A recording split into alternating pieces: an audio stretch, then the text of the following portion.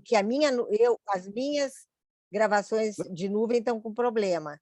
Vamos ver. Não, fica Não se tranquila, vem para nossa. preocupa, Vem para não. É nós. porque o login é nosso, você é só anfitriã agora. Esse sistema do Zoom que só deixa um anfitrião é terrível. Bom, aqui apareceu É isso. gravar na nuvem. Vamos ver se dá 19h01 certo para em vocês. Brasília.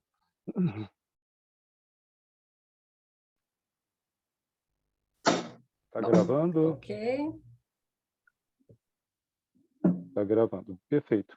É isso, gente. Então tá. Boa noite. É um prazer estar com vocês de novo, nesse espaço aqui para a gente falar um pouco sobre arte, cultura, conhecimento, essas coisas fantásticas que o ser humano produziu ao longo da sua história. Mais uma vez eu quero agradecer a vocês a confiança, o apoio, a participação no nosso clube. É isso que faz com que a gente consiga manter essas atividades, né? Então, bem-vindos. Ainda nesta semana, no máximo no começo da outra, vamos agendar com o Romariz a última aula dele, de música. Essa aula de hoje da Carmen, essa palestra, vai ficar gravada também. Eu vou passar o link assim que eu conseguir subir tudo para o YouTube dessa vez, tá ok? Alguém me chamou?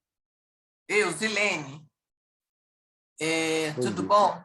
tudo bom, querido? Ficou uma tela aqui tapando vocês, vedando vocês. This meeting is being recorded by the host or a participant. Aí tem duas opções para mim, para eu conseguir fechar esse negócio. Got it? Living meeting. Não é living meeting, deve ser o outro, né? É o outro. É para você aceitar que está sendo gravado. Na hora que coloca a gravação, tá. ele avisa. Ele avisa todos os participantes Cada de que está pessoa sendo tem que gravado. aceitar que vai aparecer. Obrigada. Porque senão cai fora para não ser, se não concordar em ser gravado, né? Vai que a gente está falando alguma coisa que não pode ser gravada, mas não será o caso hoje. É isso então.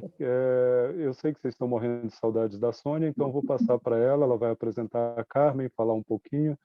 E é isso. A gente se vê mais daqui a pouco. Obrigado pela presença de vocês. Soninha, com você. Queridos, sejam todos muito bem-vindos. Quem é participante do clube, também nossas convidadas, aqui está a Ana Araújo, que é uma artista, e nesse mês, quando nós mandarmos a correspondência do Corvo, eu vou mandar a galeria para vocês conhecerem o trabalho da Ana, que é uma pessoa muito querida, mora aqui em São José, e a minha companheira de caminhadas, fotos e aventuras. E hoje temos a nossa querida professora Carmen Lícia, e que vai falar sobre a presença islâmica na Espanha.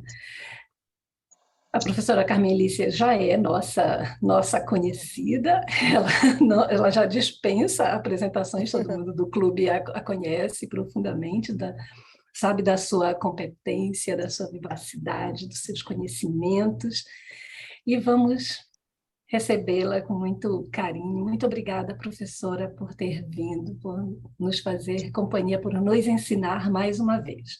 Ao final da palestra da professora, desculpem, nós vamos deixar alguns minutos para vocês fazerem quaisquer perguntas que queiram.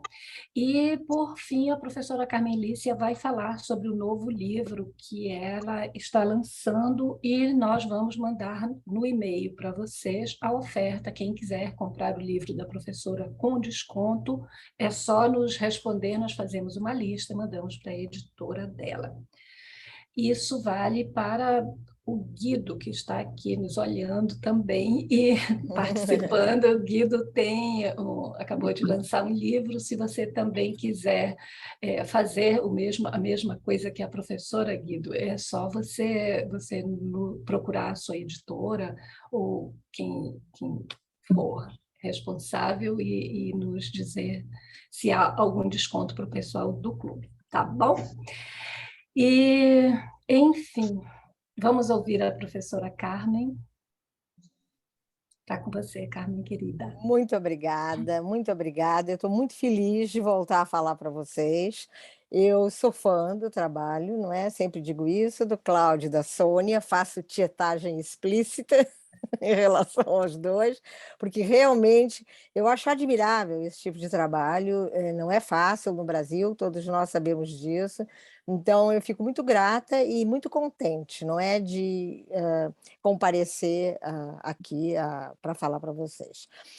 Eu vou começar dando uma ideia assim um pouco geral sobre essa questão da Espanha Islâmica, antes de chegar na Mesquita de Córdoba e a Fortaleza da Alhambra, de Granada, que são os meus 2 objetos de estudo, têm sido ultimamente, mas eu acho interessante dar o contexto. Há mais de 25 anos, quando eu comecei a dar aulas em um curso de História, né, e a minha especialização maior naquele momento e durante depois um certo tempo era de História Medieval, me impressionou a quase total a ausência de referência ao Islã, né? É como se o mundo medieval se resumisse, mesmo depois de Maomé, que é do século VII, né? Mas que se resumisse assim, a França medieval, a Inglaterra medieval, nem a Alemanha medieval se estuda, não é? Então, isso me espantou num curso de História, né? Que é, em princípio, um curso de formação de historiadores. No caso da Península Ibérica, eu acho ainda mais grave, porque é a nossa herança, né? Portugal e Espanha são a nossa herança e a presença árabe foi muito forte. Está presente o idioma árabe na língua portuguesa e na espanhola, na comida, na alimentação, na música, no flamenco, em tudo, não é? E a gente não encontrava. Agora, essa situação está melhorando um pouco. Mas então eu introduzi há 25 anos no currículo do curso de História do CEUB, aqui de Brasília, esse programa. Acabei sendo chamada para assessorar a formação de outros currículos, e como eu já conhecia pessoalmente, já tinha morado na Europa, já tinha passado um tempo, inclusive quando estudante, por lá, eu acabei me apaixonando pelo tema e desenvolvi mais, não é? Então, eu queria, como introdução, colocar aqui para vocês o seguinte: para a Espanha, a partir do século VIII e até o século XV, quando cai o Reino de Granada, há uma grande quantidade de não apenas invasores, porque no início houve uma invasão, mas depois houve migrações, principalmente do norte da África. Então, nós falamos muito em árabes, mas são árabes e berberes, né? Porque no Oriente Médio nós tínhamos os árabes, não é, o califado omíada na Síria, com sede em Damasco, mas uma grande quantidade dos muçulmanos que foram para a Península Ibérica, eles eram da região do atual Marrocos, né? Um pouco da Tunísia e um pouco da Argélia, e a população é berber, não é? A população fala árabe, é de cultura árabe, mas é berber, de etnia berber. Então, apenas assim para colocar essa questão quando a gente se refere, em geral, aos muçulmanos na Península Ibérica, eles eram árabes e berberes, e houve, inclusive, muita rivalidade entre os dois grupos. Esse califado da Síria, omíada, é o primeiro califado depois de Maomé. E ele vai se fortalecer no século VIII, e nesse momento ele vai se expandir realmente até o Marrocos, né? E a Espanha, nesse período, é um reino visigodo, um reino cristão. Visigodo. Por que visigodo? Porque a Espanha foi. Eu uso Espanha, né, apesar da questão dos nomes e Península Ibérica, porque fica para nós mais claro. Portugal houve também uma presença grande islâmica, mas que acabou muito mais cedo. Então, eu me concentro mais na Espanha. Esse reino visigodo na Espanha era supostamente um reino muito rico, tinha fama de ser muito rico. Então, ele atraía invasores de toda a região. Então, e no ano de 711, um exército de berberes, liderados por um chefe sírio, invade a Espanha, em busca desse tesouro visigodo que estaria em Toledo. O tesouro se revela muito pequeno, digamos assim, diante das expectativas, mas o país é atraente, porque o país tem muitas terras produtivas, tem uma situação muito semelhante de clima ao norte da África, mas com água, com muita água, não é? E então esses berberes e árabes, eles vão se instalando na Península Ibérica. Então, em vez de invasores, que foi a primeira leva de 711, eles vão ocasionando uma migração importante, não é, para a Península Ibérica. Eles são bem recebidos pela população pelo motivo quase que constante em toda a Idade Média. O reino que era a dinastia que reinava na época era uma dinastia opressora para a população. Exigia altos impostos, era um sistema de feudalismo muito duro. Então, o que acontece? A população, em geral, recebe bem os novos, a nova população que entra no país.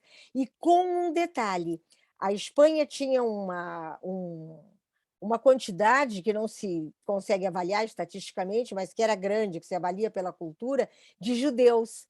E os judeus que estavam na Península Ibérica, eles eram perseguidos pelos cristãos visigodos. E, nesse período, a convivência de judeus e muçulmanos é muito importante, muito boa, né? A gente sabe até que, durante a Inquisição, bem mais tarde, Marrocos recebeu os fugidos, né, da Inquisição. Então, os judeus também vão apoiar a entrada dos muçulmanos na Espanha. Então, isso vai permitir, eu coloco assim como introdução justamente para analisar a situação de Córdoba, isso vai permitir que os muçulmanos sejam bem recebidos e que se crie na Espanha uma cultura muito especial para a Europa medieval, que é uma cultura chamada, por eles mesmos, cultura de convivência entre muçulmanos, cristãos e judeus, né? Essa cultura de convivência, ela vai ocorrer rapidamente na Sicília, mas na Sicília vai ser muito breve a presença assim, forte dos muçulmanos, mas na Espanha ela vai durar da entrada deles em 711 até a queda do Reino de Granada, quando ele é conquistado por Fernando Isabel. E isso é 1492. Quer dizer, nós vamos ter reinos muçulmanos na Espanha de 711 a 1492. E, por isso, maior ainda meu espanto de que esse tema não fizesse parte dos cursos de história, não é? Porque é um período muito grande, realmente, e muito importante. Então, com essa entrada dos muçulmanos na Espanha, a Península Ibérica passa a ser conhecida como Al-Andalus. Al-Andalus, em árabe, corresponde a toda a Península Ibérica, e não apenas ao que conhecemos hoje como Andaluzia.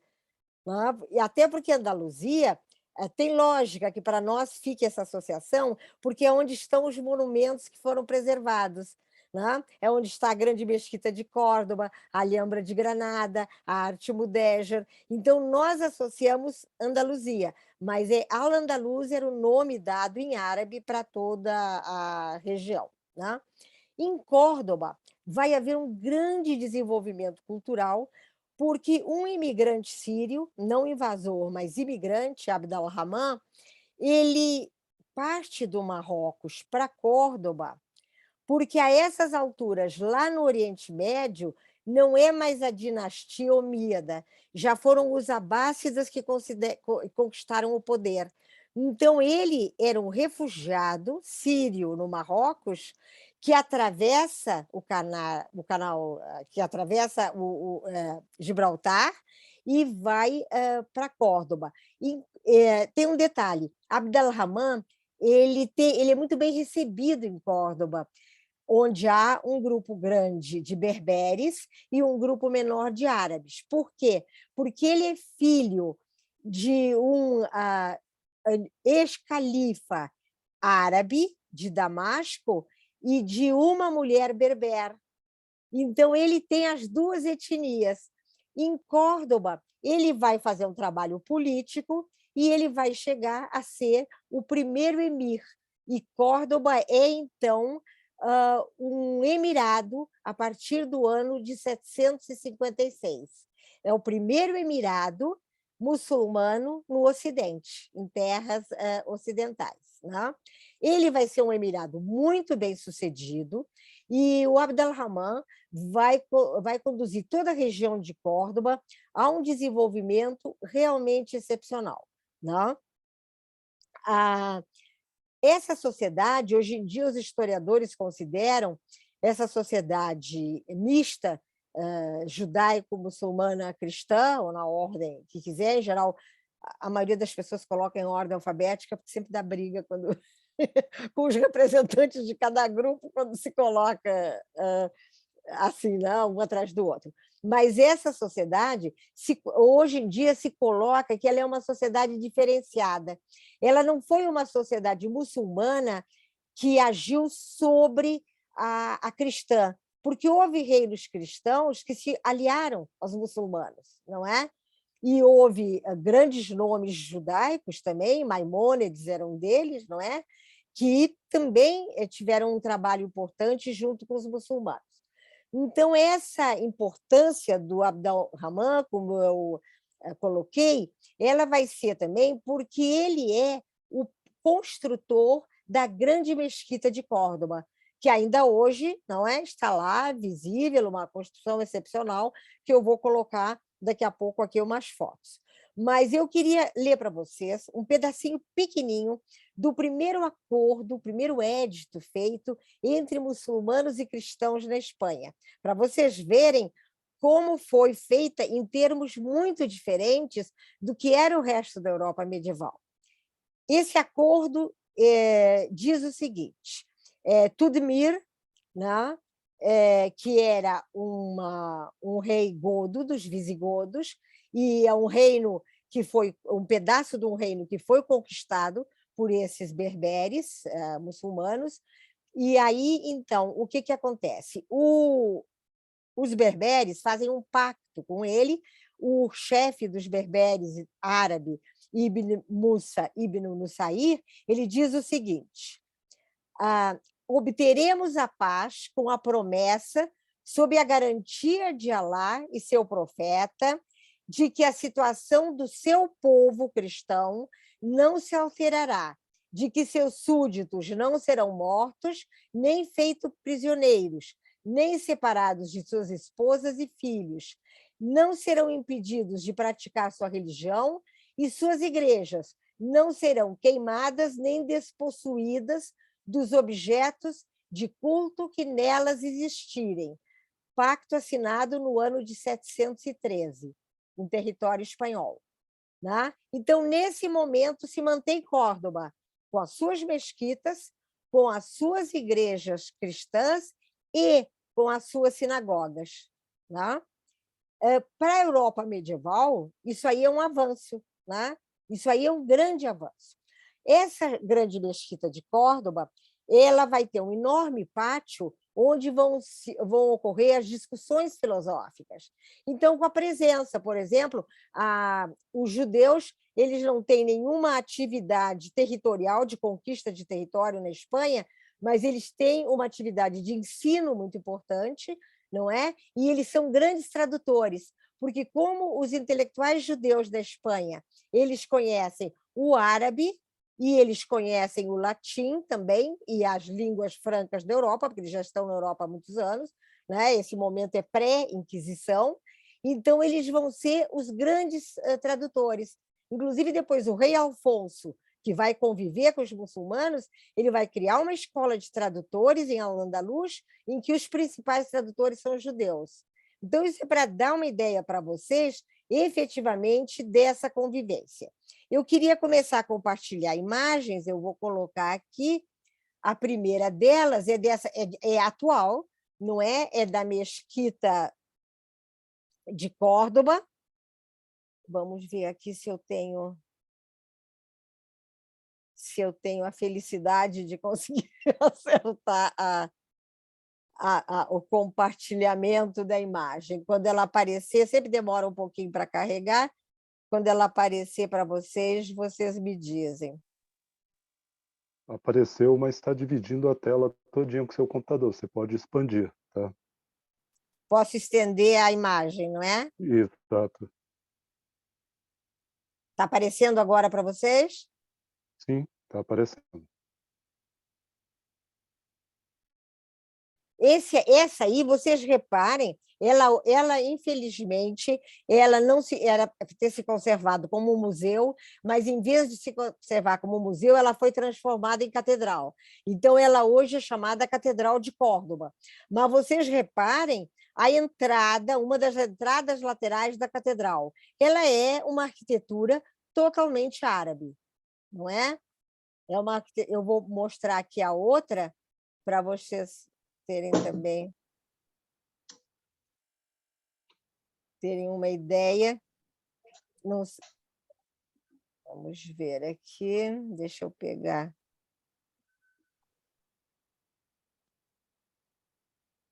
Share.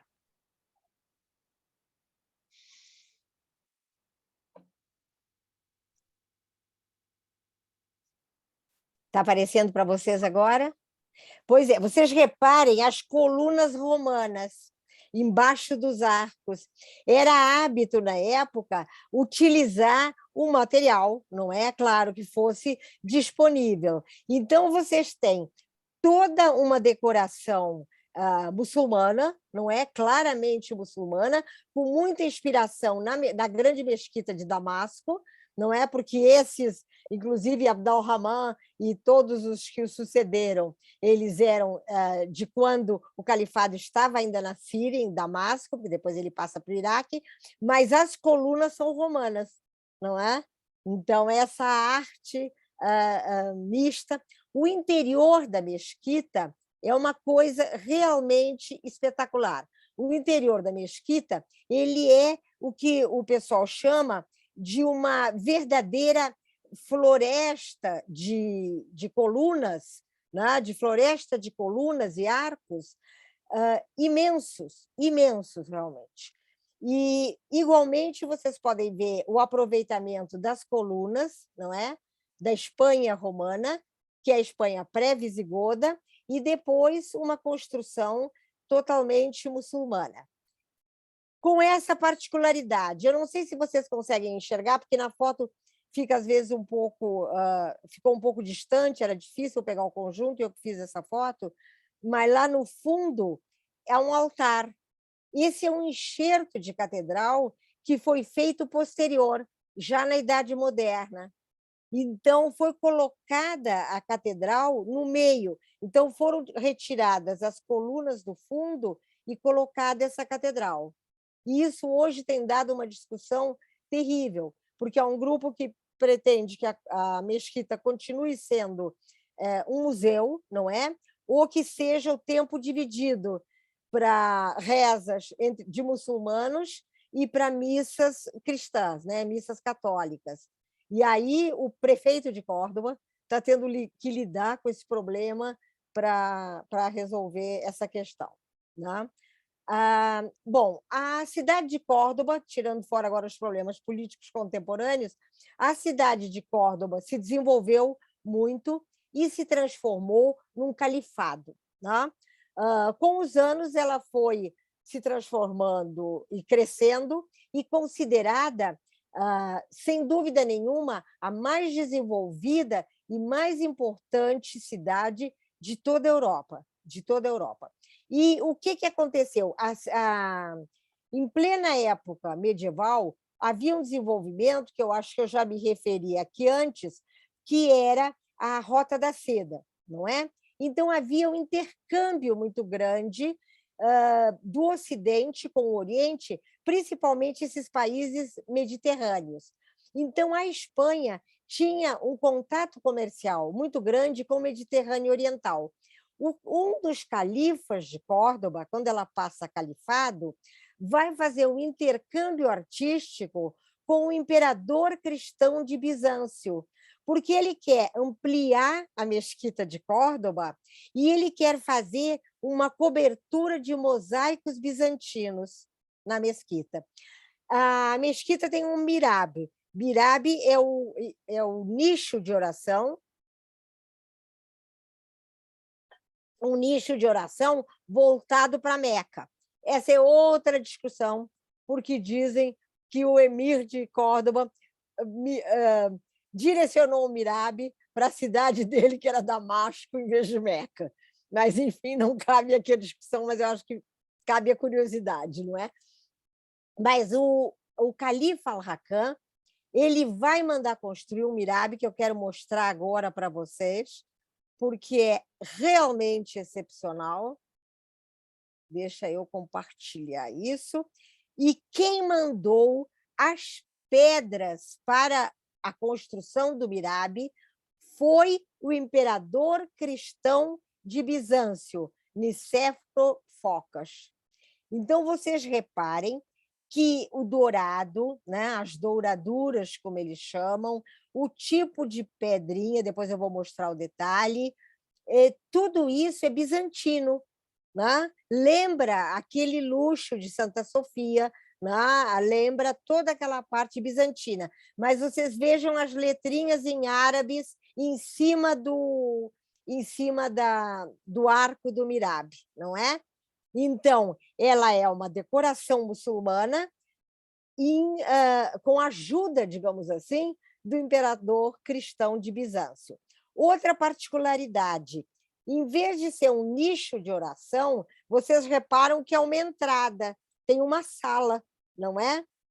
E em Córdoba há uma cerimônia que não é comum nas outras mesquitas. Havia, não é? Porque agora ela não funciona mais como mesquita. O Corão era levado em procissão dentro da mesquita até essa sala, né?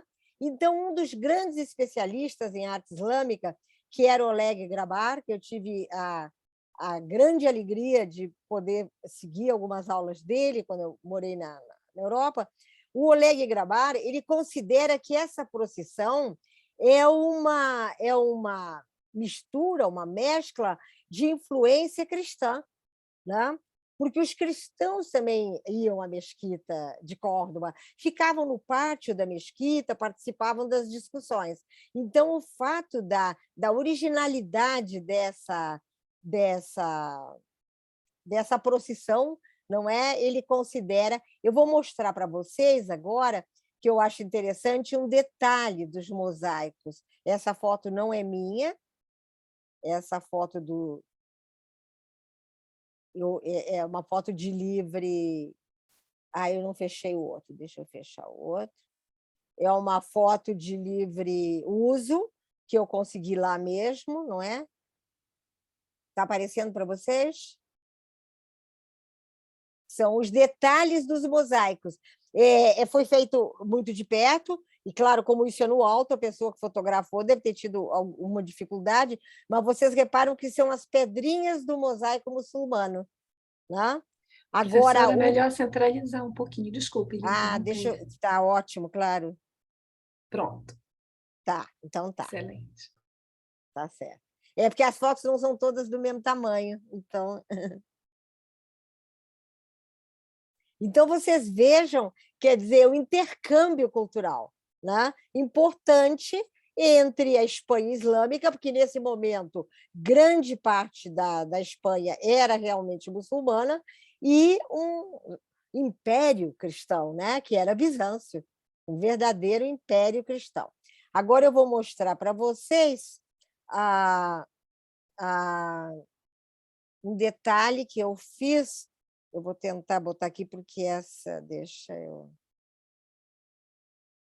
eu vou botar aqui também mais para o meio. Essa foto eu fiz meio de lado. Essa é a catedral que foi colocada dentro da mesquita, né? Então, eles fizeram um espaço assim redondo na mesquita e aí introduziram esse altar. Isso depois da Reconquista.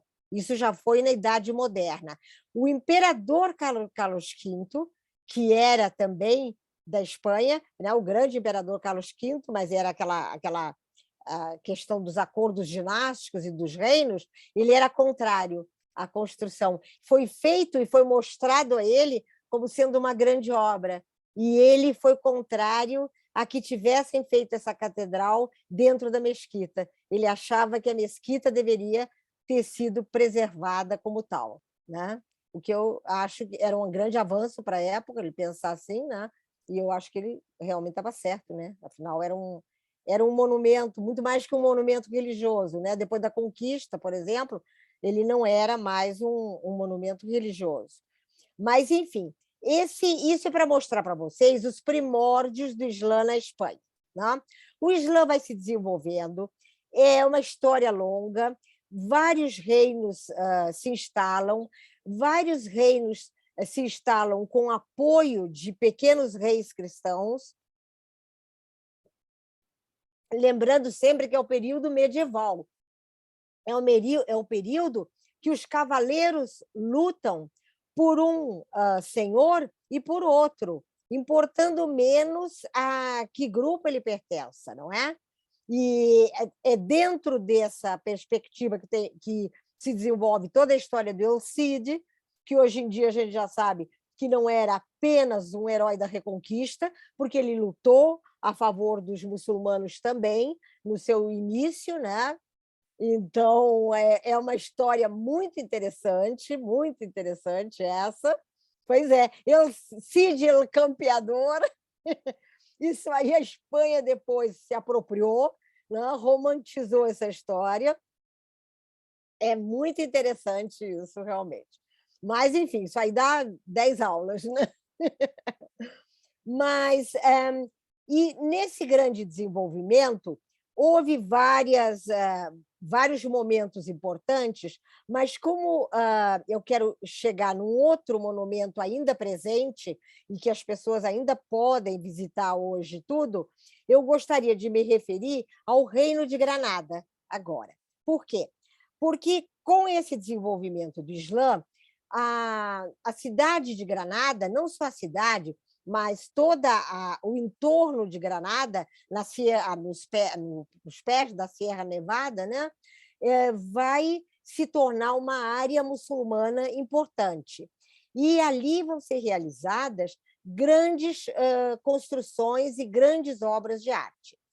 No final do século X, o Califado de Córdoba começa a ter problemas, porque no século X e XI começa a descer para o sul da Espanha a Reconquista, né? A chamada Reconquista. Hoje, nós, os historiadores, não usamos o termo Reconquista porque ela vem do norte, ela vem, inclusive, da França, do sul da França. E antes isso era terra de reino visigodo. Então, não tem nenhum rei, né? Tem conquista, mas não é uma reconquista, porque essas pessoas não estavam instaladas na Espanha e a ideia de reconquista dá uma ideia de que elas foram expulsas. Não. Essas pessoas vieram do norte e aí conquistaram esses reinos. E vão conquistar Granada, vão conquistar Toledo, não é? Mas o norte da Andaluzia, ou mais à direita também da Andaluzia, as terras vão se manter. Vai haver uma guerra civil acirrada entre muçulmanos e cristãos dentro da Espanha, mas nenhum lado é vitorioso. Então, há um desmembramento no século XI de muitos reinos, que são chamados reinos taifas. Vem da palavra árabe taif, que é fração, né? Fracionado. Não é muito diferente do que ocorre na Europa medieval, os feudos, né? Então, eles são centralizados como reinos, mas são um pouco o sistema feudal de toda a Europa. Não há nada de muito diferente. Vão chegar novos migrantes do norte da África, que são os almorávidas e os almohadas. Os almohadas vão perder espaço porque eles são religiosos mais fundamentalistas, e a Espanha, nesse momento, é uma fusão, um sincretismo impressionante entre as três religiões, né? E em 1236, início do século XIII, o rei cristão Fernando III, que não é o Fernando da Isabel, não é o Fernando da nossa Isabel, é o outro rei cristão, mas da mesma dinastia, aí ele vai conquistar Córdoba e alterar as alianças. Ele não vai tomar a região toda, ele vai alterar as alianças. E o que vai acontecer? No reino de Granada se estabelece, então, um poder muçulmano forte, né? E inicia-se, então, a construção da grande fortaleza da Alhambra, que em árabe é Al-Hamra, que quer dizer a fortaleza vermelha, a vermelha, principalmente, né? Então, ela é conhecida em toda a região como a Fortaleza Vermelha. No interior de suas muralhas são construídos muitos palácios de grande riqueza e ela vai ter 2 sultanatos importantes. Sultanatos na cidade de Granada, na região de Granada. O sultanato do sultão Yusuf I, né, no século XIV, e de Muhammad V. Tá? É muito importante, com relações culturais importantes com os reinos cristãos. Tá? Por exemplo, para dar um exemplo assim, parcial de uma parte desse relacionamento, os mais importantes médicos da Península Ibérica são os judeus, que se interessaram sempre pela medicina. Não é? A medicina é importante na cultura judaica até hoje. Né? Até hoje, a cultura judaica e os judeus atuais, eles também valorizam, né, a cultura médica, importante, a ciência, e eles vão ser os médicos dos muçulmanos e dos cristãos na Península Ibérica, durante todo esse período de domínio muçulmano. Né? Então, para dar uma ideia dessa mistura. Né? 2 palácios vão se destacar no interior da Alhambra, né? Hoje visitáveis por todos nós, né? O Palácio de Comarés e o Palácio dos Leões. Né? A entrada, Comarés é um palácio que nos dá a entrada. Eu recomendo isso como roteiro turístico. Vai visitar a Alhambra, entra pelo Palácio do Comarés e a primeira coisa é visitar o Palácio dos Leões. Né? Eu vou entrar aqui com vocês com umas imagens que eu acho importantes, porque depois eu vou falar sobre o Corão e sobre a importância da água. Se vocês me aguentarem até lá. Deixa eu ver, está aqui. Esse é El Partal, que é uma corruptela de uma expressão árabe também de portal, né, de entrada, e essa construção ela é provavelmente, não se tem data exata, mas do século XIV, né? E ela os espelhos d'água, para quem conhece Granada, os espelhos d'água são uma coisa frequente, né? em toda a região. Deixa eu mostrar para vocês agora que eu quero falar do Palácio dos Leões. Esse... Share screen. Não sei se está bom assim a centralização para vocês. Esse Palácio dos Leões é uma obra de arte absolutamente excepcional. Tá?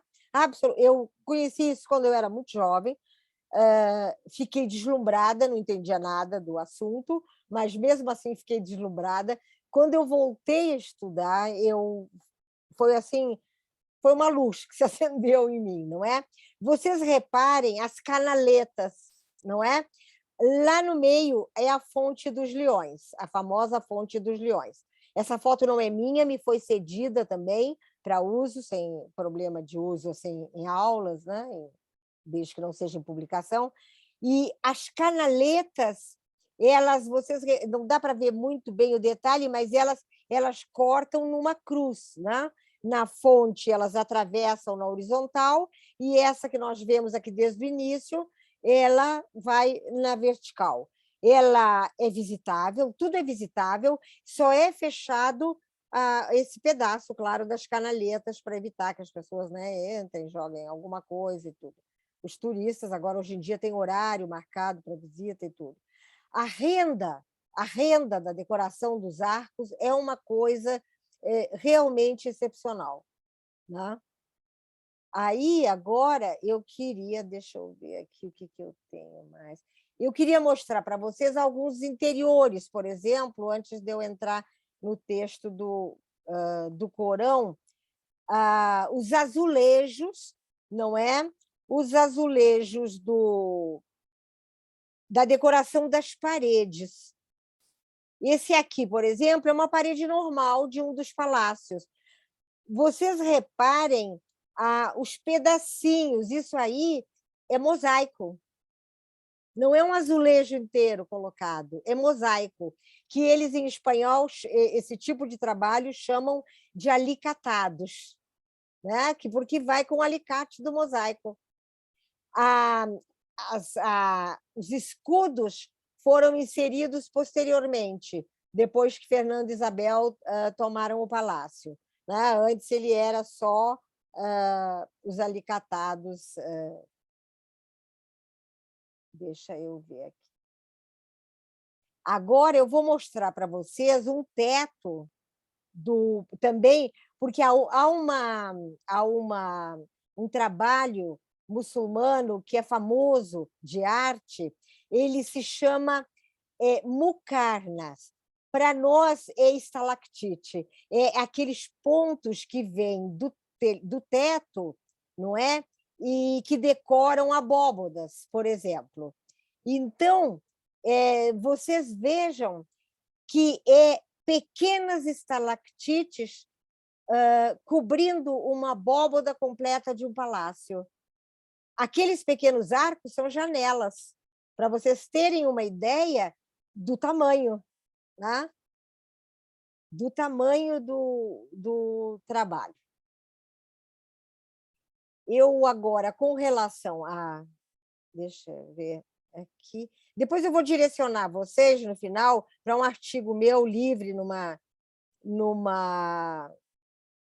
revista, em que vocês podem ler um artigo mais detalhado também sobre esse tema, né? Então, deixa eu ver. Desculpem a minha demora cada vez que eu pego uma coisa, mas... Bom, essa ideia da água, todo o palácio da Alhambra, ele é repleto de fontes. Ele é repleto de fontes, ele é repleto de canaletas. Então, essa ideia da água, ela é muito presente no texto do Corão, né? O Corão, ele se refere à importância da água e dos jardins. Então, eu vou ler um texto, deixa eu abrir aqui, um texto curtinho para vocês, em que diz o seguinte: em verdade, Deus admitirá aqueles que creem e que agem corretamente em jardins com córregos de água. A aparência do paraíso prometido ao pio e ao devoto é a de um jardim com córregos de água que jamais secam, né? Então, essa ideia da água, ela é muito presente. Não há nenhuma dúvida que a fonte dos Leões, ela era considerada, na época do Reino de Granada, reino da dinastia Nasrida, Nasr era o nome da dinastia, né? Esse reino, ele tinha esse palácio e essa fonte, né, como o seu ponto central de encontro, de recepção de embaixadores. Então, tem uma poesia, inclusive, do grande poeta da corte, o Ibn Zamrak, em que ela fala dos feitos do sultão de Granada, e falam também de temas românticos. Não é só política, não é só Deus, mas também os temas românticos. Então, gravado nessa fonte, nesse Palácio dos Leões, nós temos o seguinte poema do Ibn Zamrak. Na aparência, água e mármore parecem confundir-se, sem que saibamos qual deles desliza. Não vês como a água se derrama na taça, porém os seus canos a escondem em seguida. É um amante cujas pálpebras transbordam de lágrimas, lágrimas que se escondem por medo de um delator. Porque aquele era considerado também um local de encontro, não é? Então, todo esse romantismo e esse refinamento excepcional encontrado em Granada, ele é relatado pelos viajantes da época, não é? Porque o resto da Europa era uma situação muito dura, não é? A Europa medieval, nos séculos XII, XIII, XIV, era uma vida muito difícil. Não é? Então, começa aqui esse sincretismo entre as três religiões, são chamadas as três religiões do livro, né? Porque é a Bíblia, que é comum aos judeus e cristãos, o Antigo Testamento, e o Alcorão, que faz referência a Jesus como profeta, não é? Então, é chamada as três religiões do livro. Isso era absolutamente impossível em qualquer outra área europeia. Não digo país, porque ainda não eram países, mas em qualquer outra área europeia, não é? Então, esses mosaicos que eu mostrei para vocês, esses alicatados do azulejo, eles são diferentes do bizantino, né? De pedrinhas douradas. O que vai acontecer? É nesse período que se originam os azulejos da Península Ibérica, tanto portugueses quanto espanhóis, né? A arte da azulejaria é uma arte arabo-berber, que se vê muito no Marrocos, na Tunísia, em Argel e em várias regiões do Oriente Médio, né? Então, essa origem, né, ibérica que nós herdamos também aqui no Brasil, ela vem desse período, né? Essas mucarnas, elas depois não se desenvolveram muito se desenvolveram na Síria e no Iraque, mas não na Espanha, provavelmente por causa do custo, né? Porque aquele tipo de trabalho era um trabalho muito caro, muito caro, mas, enfim, no final do século, da metade para o final do século XV, de 1450 em diante, nós vamos começar a ter uma série de disputas entre os diversos grupos e nós vamos começar a ter a influência da França, porque a França medieval, ela considera uma verdadeira afronta você ter em pleno território europeu um reino com judeus e com muçulmanos, né? E, nesse momento, o que se desenvolve muito na França? Os conventos, as cartuchas, as catedrais góticas, não é? Então, eles tentam fazer com que essa influência não permeie, né, o tecido, digamos, cultural francês. E aí nós vamos ter disputas, por exemplo, de São Bernardo, de Claraval, não é, com outros. Na Espanha, por exemplo, Raimundo Lull, ele vai ser considerado um cristão, um grande teólogo cristão, que considera que não se deve lutar contra os muçulmanos, que eles devem ser conquistados com a palavra, né? E isso é um problema para o resto da Europa, que é a favor da conquista, não é? Então, essas disputas, elas vão ser não só entre intra-ibéricas, digamos assim, mas elas vão movimentar parte da Europa, com uma exceção, que não se envolve nesse tipo de disputa, a Itália. Por quê? Porque a Itália, em primeiro lugar, ela é múltipla, ela não é a Itália, né? A Itália, na verdade, é Veneza, é Gênova, no sul, são a Sicília, né? Que a Sicília é a Magna Grécia.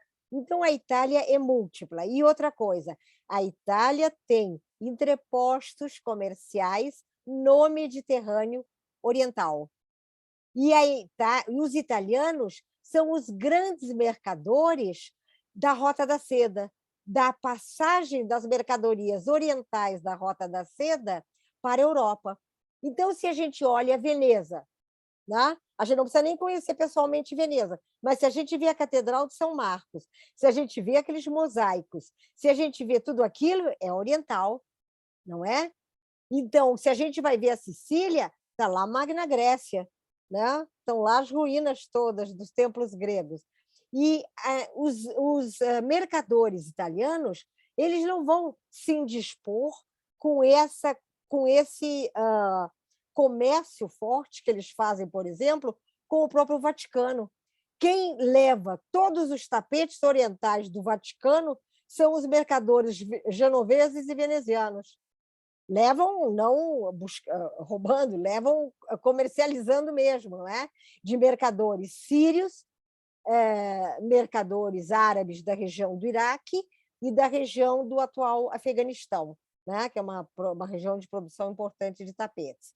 Então, se vocês prestarem atenção, uma coisa curiosa, que a gente só presta atenção depois que chamada a atenção mesmo para isso, os quadros do Renascimento italiano costumam ter tapetes orientais, e muitos deles cobrindo mesas, não é? Então, isso é a atividade de mercadores genoveses e venezianos com entrepostos em Istambul, né? E em outros portos, pequenos portos do Mediterrâneo Oriental. Então, não é por serem, enfim, mais favoráveis ou não digamos, a mescla cultural da Península Ibérica, mas é porque vai prejudicar largamente o comércio deles. E aí eles vão desenvolver uma mente realmente mais aberta, né? Vocês conhecem as histórias dos doges de Veneza, o Moro de Veneza, a própria vocação da ideia de um Moro, não é? De um Moro se apaixonando pela mulher europeia. Então, isso tudo tem a ver com esse conjunto da história europeia desse período até o início da Idade Moderna, não é?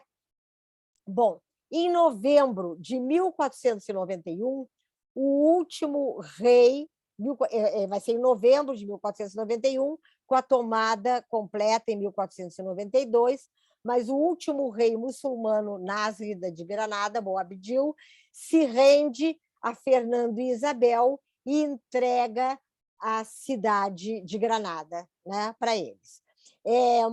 Não é uma luta, não é uma guerra. Ele sabe, o Boabdil, ele não é morto também pelo Fernando e Isabel, ele sabe que ele não tem mais condições, ele não tem exércitos, ele não tem mais apoio, não é? E essa rendição é muito curiosa também, porque Fernando, há um quadro que mostra isso, eu acabei não pegando a foto agora, mas depois eu mando, inclusive, para vocês. Há um quadro que pintado na Espanha, por espanhóis, que Fernando e Isabel, para tomar Granada, para receber as chaves de Granada, se vestem com roupas árabes, né? Porque eles valorizam a Alhambra. E eles não vão destruir a Alhambra. Né? A Alhambra vai ser tipo um palácio de verão, assim, deles. Né? Vai se manter como uma obra de arte, como uma verdadeira obra de arte. Né? Depois, mais adiante, infelizmente, a insistência para que os muçulmanos se convertessem ao cristianismo foi muito forte. Né? Vai haver um anti-herói nessa história, que é Francisco Jiménez de Cisneros. Cisneros é um franciscano que vai ser o confessor da rainha e vai vencer uma luta com outros cristãos e com outros padres cristãos que eram favoráveis, né, à antiga ideia de Raimundo Lulo, que era a conversão pela palavra, pela convivência, enfim, por toda uma série de atos. O Cisneros vence e há uma guerra violenta que destrói uma grande parte da arquitetura de Granada também. Né? E aí é a chamada Rebelião de Alpujarras e os distúrbios do Albaicín. Né? Então, isso aí vai ser uma luta importante. Aí eu vou fazer um pequeno reparo que eu acho importante, que eu leio hoje em dia, que toda vez que se quer falar mal de algo que foi terrível, trágico, obscurantista, se diz que foi medieval. Hoje em dia, todos os medievalistas discordam disso. Por quê? Porque todas essas convivências, ninguém diz que foi pacífico o tempo todo. Óbvio que na história da humanidade é uma história de guerras, até hoje, né? Está lá a Ucrânia. Então, é uma história de guerras. Mas a convivência medieval, ela cai a partir do início da Idade Moderna, né? Onde se estabelece o quê? Em primeiro lugar, as fronteiras. Com os estados absolutistas, nós temos fronteiras coordenadas por um único rei, né? O Rei Sol, ele só é possível na Idade Moderna, né? Então, nesse sentido, Fernando e Isabel vão conquistar toda a Espanha e vão instaurar a Inquisição na Idade Moderna. A Inquisição existe com outro tipo de mentalidade, né? As grandes queimas de fogueira, elas se dão na Idade Moderna, né? E não na Idade Medieval. Então, eu coloco isso para uma questão só de lembrar que os momentos de maior convivência, eles ocorreram na Idade Média, né? E o palco disso na Europa foi primeiro a Itália, mas a gente tem pouca documentação, tem mais documentação material. Então, os arqueólogos fazem um bom trabalho na Sicília, né? E também em outros lugares do sul da Itália, onde teve o reino normando, né? Quando os normandos tomam o sul da Itália, eles vão conviver com os muçulmanos de maneira excepcional, né? E aí nós vamos ter também uma igreja na Sicília, quem quiser olhar, assim, pode procurar no Google, só para achar uma foto, uma igreja chamada La Martorana. La Martorana, as cúpulas são totalmente árabes, totalmente de arquitetura árabe, né? Agora, é outra história, mas não é outro tempo, né? É essa convivência importante na Idade Média. A outra coisa que eu quero acrescentar, antes de dar o meu fecho aqui, porque eu queria deixar um tempo bom assim, para a gente poder discutir, mas é a questão de que esses muçulmanos, a partir de 1492, eles vão ser totalmente conquistados pelo reino cristão de Fernando e Isabel, e os primeiros a serem expulsos são os judeus. Em 1492 ocorre a grande, trágica, terrível expulsão dos judeus da Espanha, e eles vão ser acolhidos pelos muçulmanos do Marrocos. Até hoje, as famílias, eu tenho ido mais de uma vez ao Marrocos, as famílias marroquinas judaicas, instaladas ainda hoje no Marrocos, guardam, a gente não sabe se é verdadeiro, se é real, se não é, mas chaves das suas casas na Península Ibérica, de onde eles viviam antes da expulsão. Tá? Então, é uma coisa muito impressionante, assim, para quem trabalha com história, é uma coisa incrível. E aí vocês vão ver, quando a gente vê algumas arquiteturas de Marrocos, a gente pensa que aquilo foi exportado para a Espanha. Não, foi com o fim dos reinos muçulmanos da Espanha que aquela arquitetura moura, como se diz lá, não é, de Al-Andalus, passou para o Marrocos. E aí se desenvolveu muito no Marrocos. Eu queria terminar com um texto que eu vou ler, porque agora eu fiz uma coisa, eu acho que eu falei muito, não é? Porque eu não faço texto escrito, então eu fico falando, assim, buscando as memórias. Mas agora eu vou ler para vocês só um parágrafo, porque agora, não é? E no século XX, uma escrita do livro dele foi no final do século XX que ele escreveu, a memória da queda de Granada foi recuperada pelo escritor Salman Rushdie. E eu queria hoje fazer esse tipo de homenagem a ele. Ele próprio, de cultura muçulmana, mas vítima da intolerância, não é? No caso dos dele mesmo, escreveu em um luminoso texto do seu romance O Último Suspiro do Moro, e era o Moro de Granada, a que ele se referia, palavras que ficticiamente ele atribuiu ao Bob Dylan, mas é um romance, o livro do Salman Rushdie, e que eu cito, então, aqui, à guisa de fecho, né, do que eu falei. Escreve Salman Rushdie, escreve como sendo o Moro no fim de tarde em que cai Granada. Eu queria fazer essa leitura colocando uma última imagem, que é a da fortaleza a da Fortaleza de Granada, que é também meio que um final de tarde. Vocês me digam se aparece para vocês. Então tá. Então eu vou Sim, já ler está na tela. um pequeno parágrafo do Salman Rushdie falando como se fosse Boabdil. Sento-me aqui como a última luz sobre essa pedra, em meio a essas oliveiras, olhando através do vale uma colina distante. E lá está a glória dos mouros, sua triunfante obra-prima e o seu último reduto, a Alhambra, fortaleza vermelha da Europa, o palácio de formas entrelaçadas e de secreta sabedoria, de pátios de prazer e de jardins de água.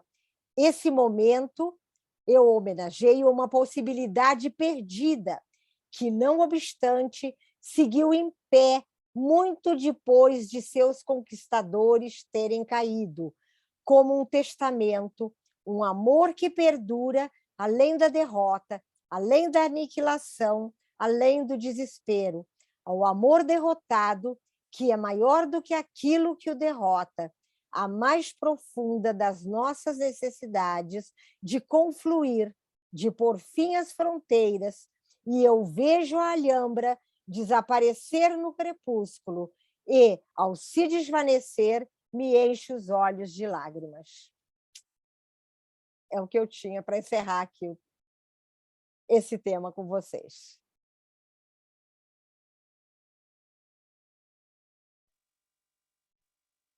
Que aula espetacular, Carmen.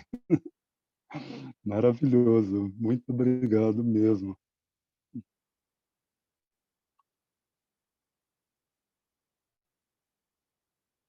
Gente, se vocês quiserem abrir o microfone para falar com a Carmen, fiquem à vontade agora. Era Tá? o que eu ia Não dizer. precisam Vocês ficar Aula, aberto mandando aula para maravilhosa. Tá. Parabéns, Carmencita, Muito obrigada. maravilhosa. Nossa, eu tenho origem árabe, fiquei emocionada aqui com as fotos, com as suas palavras, com a sua erudição. Parabéns. Eu citou o Salman Rushdie no final, me pegou direto pelo coração, já derramei não tem 1002 lágrimas. Estou aqui Esse livro há uma dele é semana. maravilhoso, viu? Eu recomendo a leitura. Se chama O Último Suspiro do Moro. Ele faz Esse é um uma... bom livro. Ele é bem assim... ele faz uma mescla de todas as culturas, digamos assim, ibéricas, não é? Com fantasia, né? Totalmente um lado do romance. Tem tradução no Brasil? O Último Suspiro do Moro? Existe Tem tradução brasileira? Sim, sim, sim. Ele está editado... Com esse título mesmo, né? Com esse mesmo... Eu dei o título em português, da edição em português. Ele foi traduzido em umas 30 línguas, é um negócio impressionante. O texto do Salman Rushdie é absolutamente magnífico. É algo que a mim me fascina completamente. Recomendo muito que vocês leiam os versos satânicos, porque todo mundo entende mal o título, entende mal o objetivo. É uma das prosas mais ricas, excepcionais do nosso tempo. Um grande escritor. Eu acho que eu interrompi alguém, acho que o Marcelo. Né? Não, eu ia só falar. Eu estou aqui às 1h aqui ao norte de Madrid, né? Eu moro aqui em São Sebastián de los Reyes, que era justamente o lugar onde era a colônia de férias dos reis católicos. A estação de metrô aqui do lado são as Reyes Católicos. E eu sou, né, sempre fui um grande entusiasta de história. Eu fiz FLESH em São Paulo, né, letras, mas eu fiz todas as optativas que eu consegui em história, principalmente medieval, que sempre me interessou. E eu caí aqui por acaso na Espanha, né, não era o meu objetivo original aqui na Europa. E a Espanha vem se mostrando assim um lugar muito interessante mesmo, né? Justamente por alguns desses elementos que você falou, né? De ser esse caldeirão cultural e em vários momentos distintos ser várias coisas diferentes, né? Isso é muito interessante. Eu acabei de voltar, eu fui uma viagem até a Galícia, e agora, na semana passada, a gente foi e voltou de carro, e aí minha esposa falou, vamos passar em Santiago, né, de Compostela, que não sei o quê. Eu falei, em Santiago, né, não sei se eu tenho muita paciência para Santiago de Compostela, não é exatamente o meu tipo de lugar, não sei o quê. Não, mas vamos, não sei o quê. Tá bom. Fomos lá, o centro histórico eu odiei, né, podem me jogar pedra, não sei o quê, mas é muito turistado, é muito complicado. Agora, do lado da catedral, eles têm um museu da catedral mesmo, que aquele museu é absolutamente espetacular, né? E ter visitado esse museu me levou para uma igrejinha na lateral da cidade, chamada Santa Maria de Sar, que lá sim é o meu tipo de lugar, né?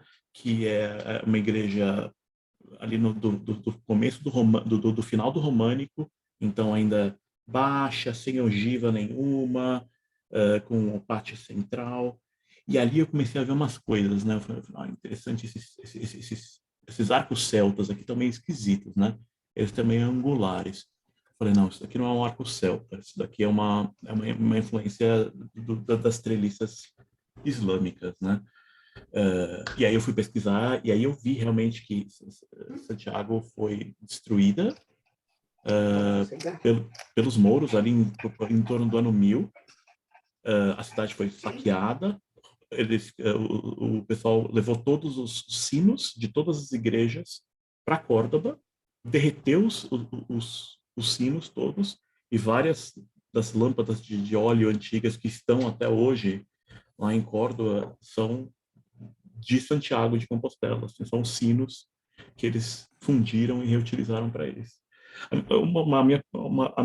Toda essa historinha para te perguntar, como é que você vê a influência romana nas populações ibéricas, e se isso teve alguma influência depois nas invasões, né, nas conquistas muçulmanas ali em torno de 700, né? Eu pergunto isso porque a Espanha toda ali, né? Tem a parte dos suevos ali na Galícia e tudo mais, era um povo muito separado e muito resistente à invasão romana. Mesmo os romanos sendo essa presença relativamente benigna de não cortarem liberdade de culto, de permitirem a autodenominação. O que a senhora acha sobre isso? Ótimo. Eu achei divertido o que você falou sobre Santiago de Compostela, porque eu tenho uma ideia parecida. E se for uma época de turismo, então aí é uma tragédia, né? Tem que ser bem no frio, tem que ser quando está bem frio, a gente morrendo congelado para poder olhar as coisas. É verdade. Mas, enfim. Bom, você tem, em primeiro lugar, eu acho que essa questão geográfica, né? Porque por mais que os muçulmanos tivessem tentado chegar nessas regiões mais ao norte, né, eles conseguiram, em primeiro lugar, houve aquela questão de que quem abriu as portas a eles, digamos assim, contra os reinos visigodos, foi mais a população do centro para o sul, né? Que era a população mais oprimida, justamente. Inclusive, os camponeses do sul da Espanha eram muito oprimidos pelo reino visigodos. Ao norte, eram feudos muito independentes, né? Eram cada um com seus senhores muito locais. Então, por exemplo, se a invasão muçulmana ela foi pouco violenta do centro para o sul, ela foi mais violenta no norte, justamente porque ela encontrou resistência direto. E não era religiosa, né? Não era uma resistência religiosa, porque cada um era dono do seu pedaço de terra, da sua. Então, eu acho que isso foi uma questão assim, geográfica e estratégica também. Né? Eles custaram um pouco a se dar conta disso, mas depois eles se deram conta que justamente eles não deveriam ir acima de uma certa área, digamos assim, geográfica, né? Eu acho que isso aí foi que mudou. Agora, em momento algum, essas populações do norte, elas se integraram totalmente, né? Quer dizer, é um problema para a Espanha praticamente permanente. E durante toda a ditadura do Franco, o que eles tentam é dar uma ideia, aliás, a história da Reconquista é isso, né? É tentar dar uma ideia de que foi a Reconquista cristã que uniu todo mundo, que uniu o catalão, né? Que é realmente um negócio totalmente fora de propósito, porque a Catalunha realmente não se considera espanhola, mesmo que não queira se separar por motivos econômicos. Mesmo os que não querem separar, eles se consideram, não, uma cultura à parte da cultura espanhola. Então, eu acho assim, essa unificação cultural ela só existe em função de uma história fictícia contada durante todos os anos do franquismo. Porque senão não seria sequer o mesmo país, né?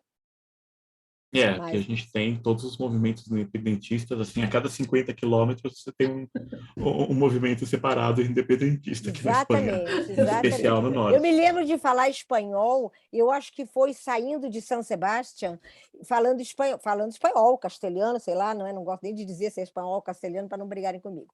Mas aí falando, e aí o cara ficou brabo, me respondeu em basco, né?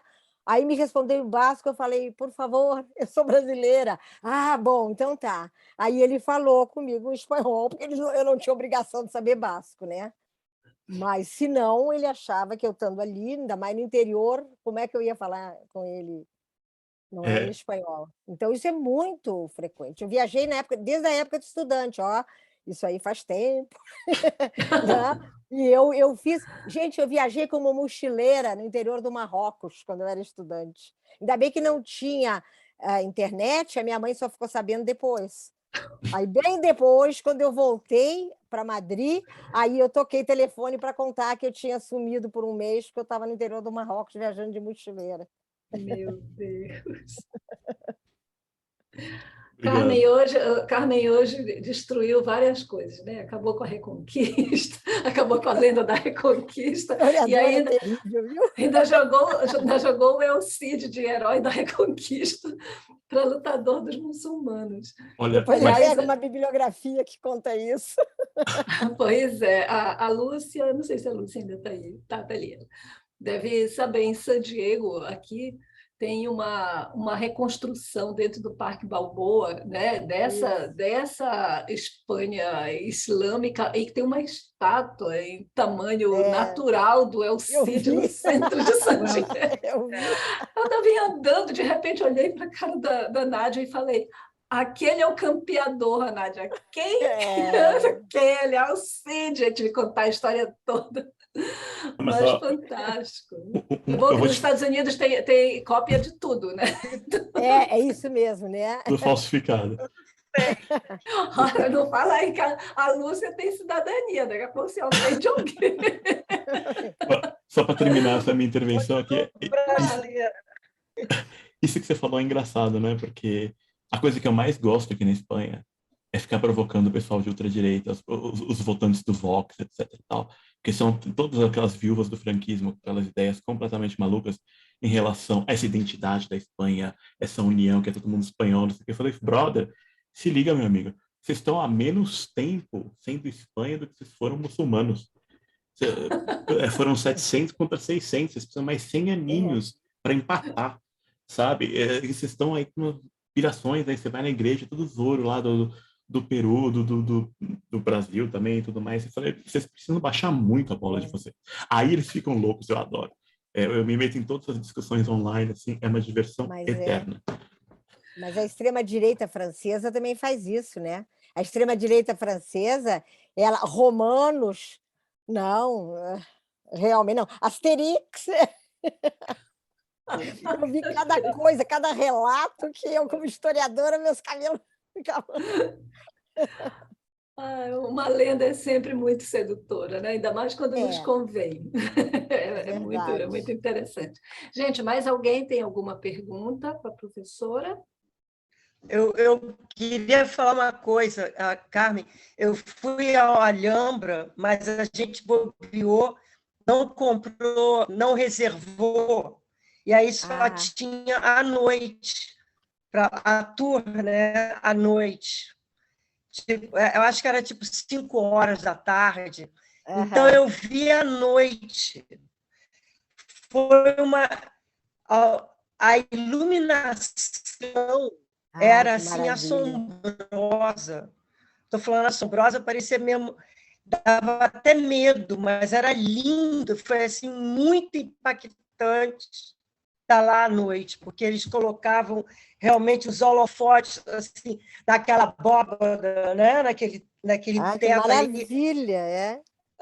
Mas foi assim muito impressionante, mas eu adoraria voltar de dia.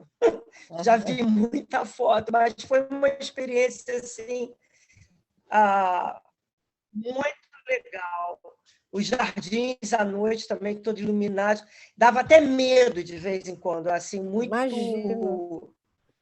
Você sentia, né? Assim, o pesado medieval, né? De repente, um túmulo ali, outro acolá, né? Mas foi lindíssimo, os azulejos com a luz, enfim, à noite. Mas deve ser mesmo. Eu agora fiquei com vontade de ir à noite. Aí eu queria perguntar, agora falando tudo isso, me lembrei muito, claro, que eu não sei até onde aquela... É óbvio que nessas séries modificam toda a história, né? Mas não sei se tu chegasse a ver aquela Isabel de Castela, que passa, eu acho que é na Amazon. Eu vi alguns episódios, Prime, eu vi, né? sim. Tu chegasse a ver, eu na época vi, achei muito bonito, assim, mas claro que muita coisa deve ter sido modificada, mas aparece muito essa coisa dos judeus como os médicos, né? Até a cirurgia da catarata. O pai do Fernando foi operado pelo judeu de catarata. Os filhos da Isabel nasciam todos com o médico judeu. Então, e mostra essa coisa toda da tomada de Granada. Então, até que ponto aquela série é ou não é assim... Eu achei que ela foi bem feita, realmente. A única coisa que eu acho que ela fantasiou um pouco foi na personalidade do Cisneros, né? Justamente do cardeal.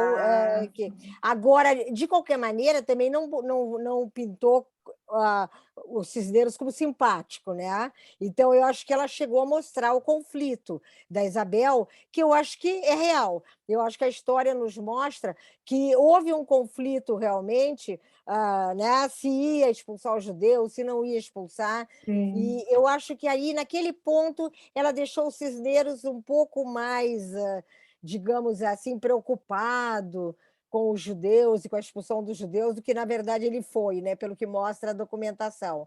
Mas a informação sobre a cultura da época eu achei muito boa. E eles se basearam muito num livro, numa biografia da Isabel, agora me falha o nome, mas de um autor espanhol, a biografia chama Isabel de Castela mesmo. Então, eu acho que foi assim, bem feita. A única coisa é que não foi tão agressiva, digamos assim, como talvez não pudesse ser, porque aí não passaria, né, como uma série. Sim. Né? Então, eu acho assim, o Cisneros foi beneficiado de um olhar um pouco menos realista, só isso. É a única... Tá bom, obrigada. Posso fazer uma pergunta? Aliás, claro, muitas. Carmen, primeiro, eu fiquei apaixonada por você. Eu já tinha visitado todos esses lugares, mas agora eu quero voltar e ficar atenta aos novos detalhes, a um outro ângulo da história. É apaixonante. Eu queria te pedir um favor, que você mandasse a foto da pintura com a Isabel e o Fernando vestidos de árabes, é isso? E sabe por que eu acho muito interessante isso? Porque o imperador César Augusto, quando ele conquistou o Egito, ele também se vestiu como se Faraó fosse para conquistar pessoas, para respeitar a religião, para trazer mais poder. Então, eu queria, né, ter essas duas imagens comigo. Então, muito obrigada, viu? De nada. Inclusive, o que vocês quiserem depois, eu acho que vocês podem, se a Sônia não se importa, contatar a Sônia, não é? E através dela me pedir, ou como vocês acharem melhor, né? E outras coisas que vocês... Ocorra uma outra pergunta depois, pensando no assunto, né? O que vocês quiserem, eu estou à disposição. Então, já sabem, gente, qualquer coisa que vocês queiram, mandem o e-mail, ou então mandem o WhatsApp, a Angélica tem. Eu tenho alunos que foram meus alunos há anos. Aí depois passa um tempo, eu já nem lembro mais, porque agora estou aposentada dando aula só na pós. Mas antes, quando eu tinha turmas enormes, aí eles viajavam. Aí eles viajavam, assim, 10 anos depois de ter sido meus alunos, ou um pouco menos, mas 5, 6 anos. Aí, professora, pode fazer um roteiro para a gente? Aí eu fazia, de bom grado. Que maravilha. Marcelo, você está fazendo gracinha aí, mas eu estou esperando que você vá lá fazer fotos para a gente, tá bom? E poste e marque todos nós. Pode deixar.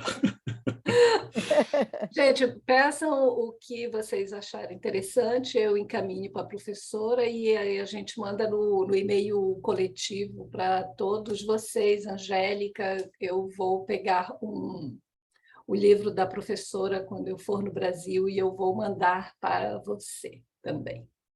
Professora, para a gente finalizar, se mais ninguém tiver pergunta, ainda está aberto, eu vou lhe pedir para a senhora nos contar sobre esse seu novo livro, tá. sobre uma exploradora da Ásia, século XIX, não Então é? tá, deixa eu pegar. E sabe o Ótimo. que eu podia botar aqui? Uma imagenzinha do livro, só para ter uma ideia. Claro, Deixa eu e a ver. gente vai mandar para vocês também, tá, gente? Aqui. A imagem Sim, só do para eu livro. avisar também que o e-mail pode ser mandado no nome para uma moça que se chama Cláudia, porque é ela que centraliza toda essa parte, Tá. ela que me aguentou enquanto eu estava mandando Pode materiais do livro. me passe o e-mail que eu coordeno isso aí tudinho, professora. Tá? Depois eu vou te passar, então, tá? Tá. Hoje de noite eu passo. Porque aqui, ó, aqui embaixo, isso aqui é para pedido individual, então não Claro. vale a pena, tá? Sim, Isso sim. aí vocês ignoram, o preço também ignora. Eu vou falar um pouquinho, então, sobre a Alexandra para vocês, tá? Deixa eu fechar isso aqui, porque depois eu mando tudo.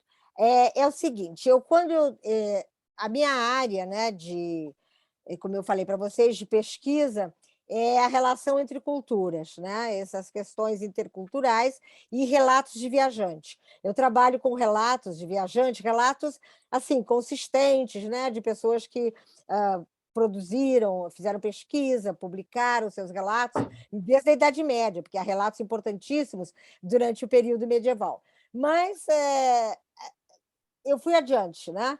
Eu comecei a trabalhar com orientalismo, comecei a trabalhar com intercâmbio entre Ocidente e Oriente, e aí eu me deparei eu morei na França em 2 temporadas, uma quando eu era estudante e outra depois, bem mais adiante, quando eu estava fazendo meu doutorado na UNB, e aí eu estava fazendo uma pesquisa sobre relatos de viajantes, e aí eu descobri uma mulher excepcional que morreu em 1968, em 1969, mas que nasceu em 1868, em 1869. Ela viveu até as vésperas de completar 101 anos. E ela viveu uma grande parte da vida dela viajando pela Ásia. Ela se chamava Alexandra Davi, é o nome de solteira, Nel é o sobrenome dela quando ela casou. Ela se interessou pelo Oriente quando jovem, quando estudante. Ela aprendeu inglês quando ela morava na... Ela era filha de um francês com uma mente muito aberta, um homem revolucionário, um homem que tinha sido admirador de Victor Hugo, e ela é filha única. Então, ela foi criada sem preconceitos, digamos assim, em relação à mulher no fim do século XIX. Aí o pai dela deixou que ela fosse estudar inglês em Londres, ela começou a se aproximar do budismo, e muito jovem, com 20 e poucos anos, ela voltou a Paris e resolveu fazer curso de sânscrito na Sorbonne, porque ela queria ir para a Índia. Né? Ela queria ir para a Índia. E o pai dela achou o máximo, a mãe dela achava um horror, tudo aquilo, mas o pai dela achava ótimo. E ela foi estimulada a estudar.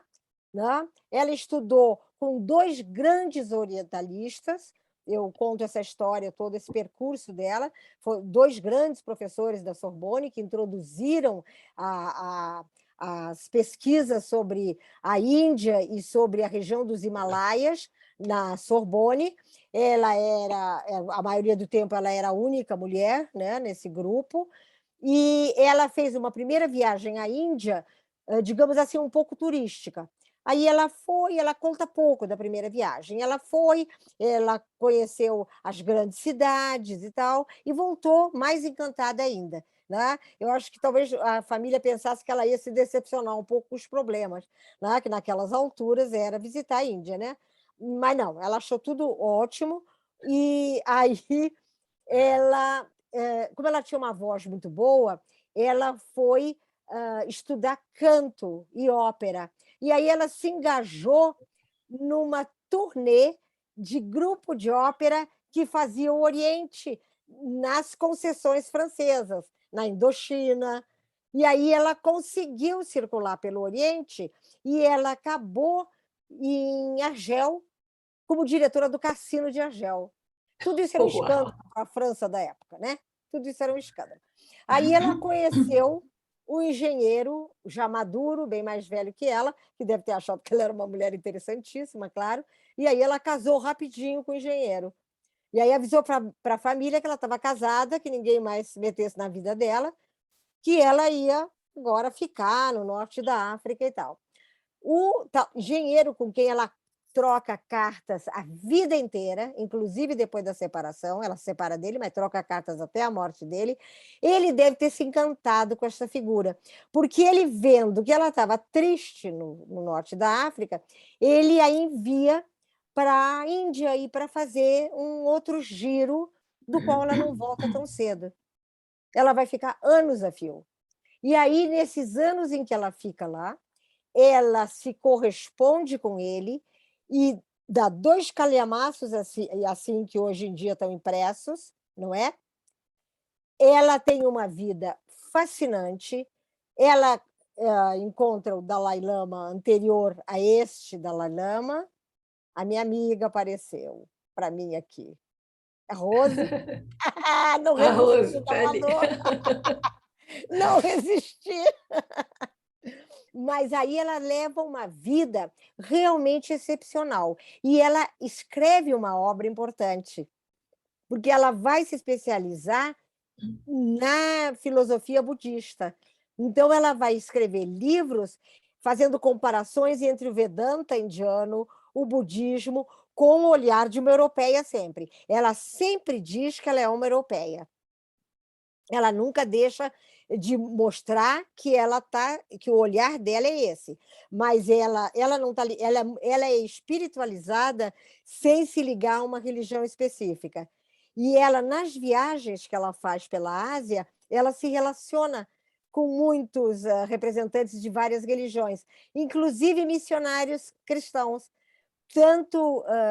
tanto católicos quanto protestantes. Não? E eles, vendo essa figura tão estranha e tão diferente, eles têm um relacionamento bom com ela, né? Porque ela acrescenta também coisas assim para eles. Né? Ela estuda tibetano, e olha uma coisa curiosa, eu conto isso no meu livro, depois não vou contar muito mais outras coisas, mas essa eu vou contar. Ela o sexto Dalai Lama, ele escreve... O problema da numeração, gente, é que às vezes as fontes dão diferente, porque um renunciou, outro assumiu, mas, enfim, muito lá atrás, que ela não conheceu, né? Ele deixou uma documentação importante e ele renunciou, porque ele não era, ele foi considerado uma reencarnação, né? Mas do anterior, mas ele não se adaptou a ser um Dalai Lama. E a Alexandra não só descobre a história dele inteira, como traduz para o francês as poesias eróticas desse Dalai Lama. Bom, resumindo, eu me apaixonei pela Alexandra, claro. E eu pelo Dalai Lama. E você pelo Dalai Lama. Pena que a gente não tem muita coisa a mais sobre esse Dalai Lama, mas parece que ele era um barato, realmente. Aquele que esse outro que está aí reencarnou foi ele, e não o anterior. Maravilhoso. Mas o que acontece hoje? Eu tive a oportunidade, claro, porque eu já estava fuçando nessa documentação há uns 4 anos, né? Eu li a obra dela inteira, até os escritos feministas dela lá de início. Passei 4, 5 anos em cima da obra da Alexandra. E aí eu descobri, não, claro, existe, né, a informação de que a casa onde ela morreu, em Digne, na região dos Alpes, próxima de Nice, virou um museu. Virou um museu com obras que ela trouxe das viagens. Bom, aí eu escrevi para quem coordenava, acho que ele ainda está lá hoje em dia, eu até agradeço a ele no meu livro, para o Franck Treguier, que coordenou essa instalação toda lá e tudo. E o Franck Treguier me disse que, como eu estava na Europa na época, ele me disse que eu estando na Europa, que eu fosse lá, que ele me apresentaria a senhora que foi a última dama de companhia da Alexandra. E eu fui apresentada. E eu fui apresentada para ela, a quem eu agradeço também no meu livro, e ela me mostrou a casa, ela me falou da Alexandra, quando ela conheceu a Alexandra, ela já tinha feito todas as viagens, claro, ela já tinha sido homenageada com a Legião de Honra da França, porque depois que ela se tornou uma personalidade, as autoridades que não tinham ajudado ela na primeira viagem, aí acordaram, claro, né? Como sempre, ela se tornou um ícone para a França, então aí ela foi assim mais patrocinada. Mas aí ela me contou, inclusive, que quando a Alexandra foi cremada, essa senhora foi à Índia para jogar as cinzas da Alexandra no Ganges. Então, foi assim, eu passei, eu acho que uma semana sem dormir depois desse encontro. Totalmente compreensível. A minha biografia é pela Alexandra, né? É contando essa história toda, é isso. Super interessante, professora. Já estou na fila, quero o livro, com certeza. E vocês, a gente vai mandar o e-mail avisando. É a segunda edição. Não esqueçam, porque a primeira teve essa segunda eu revisei, porque a primeira teve um revisor que cometeu um deslize, não é uma coisa muito grave, mas deram para fazer a revisão da primeira edição a uma pessoa que supostamente seria um sinólogo brasileiro. Quando eu me refiro a um dos primeiros presidentes da República da China, ao que assumiu o poder, que ainda não é o ícone, que foi o primeiro presidente, o Sun Yat-sen, eu falei nele, Yuan Shikai. E o revisor trocou por Sun Yat-sen, que, na verdade, não era ele. Não muda muito o contexto, mas diz que ele teria ganas, digamos, de ser o imperador, e o Sun Yat-sen, de vir a ser o imperador. O Sun Yat-sen não tinha essa pretensão, embora ele fosse um autoritário. E eu, como era dito um sinólogo que revisou o livro, eu não revisei a revisão. Né? Acontece. Aconteceu isso na primeira edição. Aí, quando eles me deram a segunda agora, pediram que eu fizesse a segunda, eu falei, eu faço com a condição que a revisora seja eu. Claro, de português não quiserem mexer, mexam, mas não me toquem em nada, data, nome, nada sem que passe por mim. Então, por isso que eu estou dizendo, se pedir, é a segunda edição. É importante que seja a segunda edição. Ok. Para o pessoal que mora aqui nos Estados Unidos, Lúcia, Angélica, Tamara, se vocês quiserem, me falem, que aí eu, quando pedir o meu, vem junto de vocês também. Eu assumo essa responsabilidade. Professora, muito obrigada. Mas alguém gostaria de fazer alguma pergunta? Tudo bem? Podemos encerrar? Eu quero pedir para a Carmen colocar lá o parar de gravar, senão fica gravando ad sim. eterno. Verdade. Espera aí que me diz stop. Lá Ah, embaixo. claro, Isso. claro, tá certo. Uhum. Deu certo? Será?